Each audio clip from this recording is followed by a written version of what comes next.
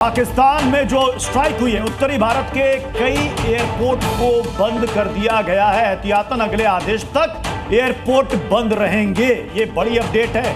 पाकिस्तान पर स्ट्राइक के बाद एहतियातन ये फैसला लिया गया है। श्रीनगर एयरपोर्ट हाई अलर्ट पर है। जो सीमाई इलाकों में जो एयरपोर्ट हैं उसे अलर्ट पर रखा गया है। उत्तरी भारत के एयरपोर्ट अगले आदेश तक बंद रहेंगे, यानी कि पाकिस्तान की तरफ से रिटेलिएशन हो सकता है। JF-17 हमने मार गिराया है, लेकिन एहतियातन सुरक्षात्मक ये भी कदम उठाने जरूरी है। आपने जो यहां पर एक बात कही राहुल जी, वो आपने कहा कि पाकिस्तान के सूचना मंत्री की तरफ से शोक संदेश, ये उनकी तरफ से पहले तो कहा गया विदेशी मीडिया को ले जाकर के कि हम तो आतंकी चलाते ही नहीं, ये आतंकी को शहीद कह रहे हैं, यानी एक्सेप्टेंस है, एक्सेप्टेंस दे रहे हैं वो। बिल्कुल बिल्कुल निश्चित तौर पर। लेकिन इस सब के बीच में भारत ने किस जबरदस्त तरीके से ये पूरा का पूरा ऑपरेशन किया, हमें इसको भी समझना चाहिए।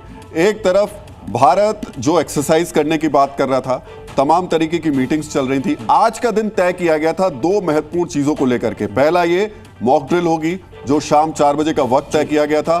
दूसरा महत्वपूर्ण यह कि आज एयरफोर्स की एक युद्धाभ्यास भी शुरू हो रहा था राजस्थान बॉर्डर पे।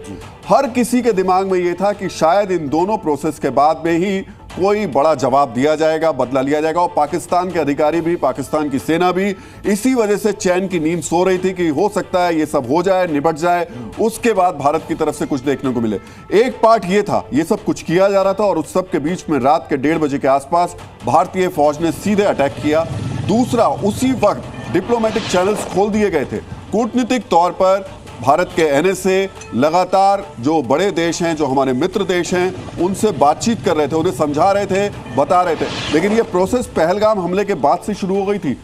आपको याद होगा, जैसे ये हमला हुआ उसके बाद 20 देशों के राजनयिक को बुलाया गया था, उनको ब्रीफ किया गया था, बताया गया था कि जवाब तो देना होगा। अब जब ये जवाब दिया गया, उसके बाद तुरंत अमेरिका को बताया गया, बाकी मित्र देशों को बताया गया कि देखिए हमने ये अटैक किया है।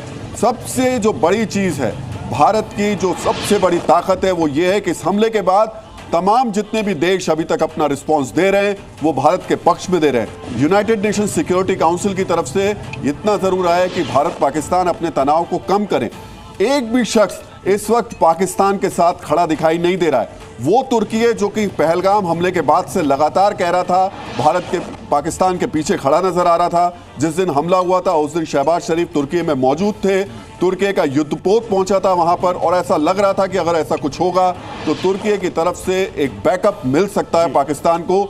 उस तक ने अपने मुंह पर इस वक्त उंगली लगा ली है, चुपचाप बैठ गया है, क्योंकि हर देश इस वक्त जान रहा है कि दुनिया इस वक्त भारत के साथ है। भारत ने जो कदम उठाया है उसकी बहुत सख्त जरूरत थी।